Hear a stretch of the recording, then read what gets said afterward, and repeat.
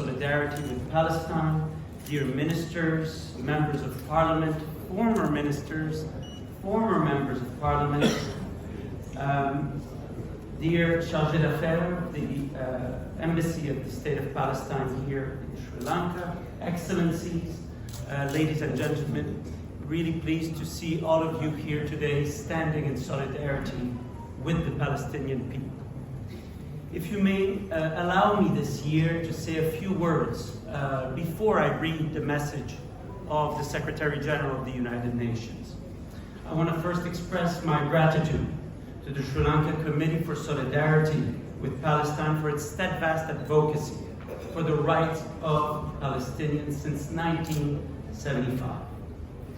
I also want to take a moment to thank Sri Lanka for its strong engagement in solidarity with Palestinian people, with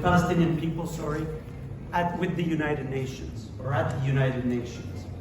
The recent vote joining 124 other nations in the General Assembly condemning Israel's unlawful presence in the occupied Palestinian territories, or Sri Lanka's decision to join the letter condemning the restrictions of the UN Secretary General demonstrating its support for multilateral principles and justice. Sri Lanka's leadership as chair of the UN Special Committee to investigate Israeli practices affecting Palestinian human rights. And also, as the country has faced its own economic crisis, Sri Lanka has contributed significant voluntary contributions to UNRWA to ensure some continuity for its essential and irreplaceable services in Gaza and elsewhere. And as the war has expanded now in Lebanon, Sri Lanka contributes 126 peacekeepers to UNFIL as a force protection, playing an important role in securing the base and the operations of UNFIL. 2 Sri Lankan peacekeepers were injured recently by attacks of the Israeli Defense Forces on UNFIL positions.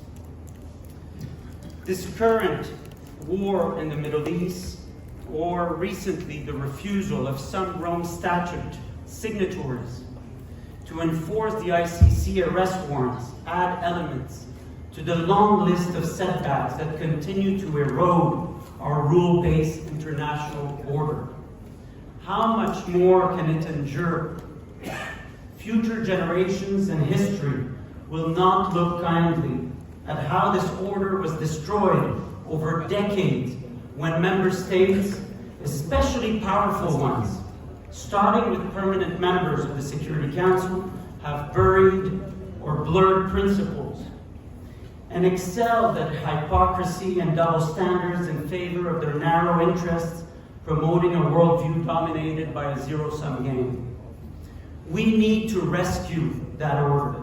We need to stand for the United Nations Charter, international law, and international humanitarian law, not only because it offers guardrails to provide and preserve human rights, but also because they have been an engine of prosperity and stability in a world that increasingly is interdependent and has to face shared global challenges.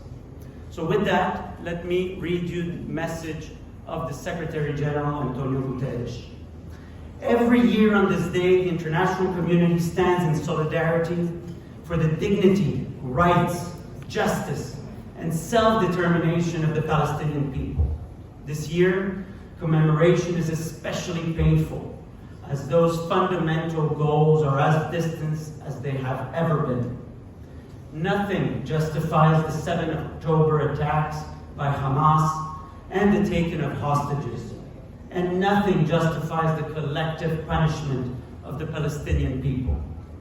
Yet more than a year later, Gaza is in ruins. More than 43,000 Palestinians, mostly women and children, have been reportedly killed, and the humanitarian crisis is getting worse by the day. This is appalling and inexcusable.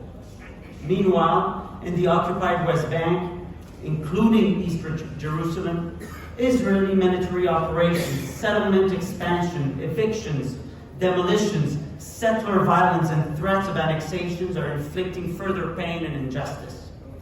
It is past time for an immediate ceasefire and the unconditional release of all hostages, an end to the unlawful occupation of the Palestinian territory as confirmed by the International Court of Justice and the General Assembly, and irreversible progress towards a two-state solution in line with international law and relevant UN resolutions, with Israel and Palestine living side by side in peace and security, and Jerusalem as the capital of both states.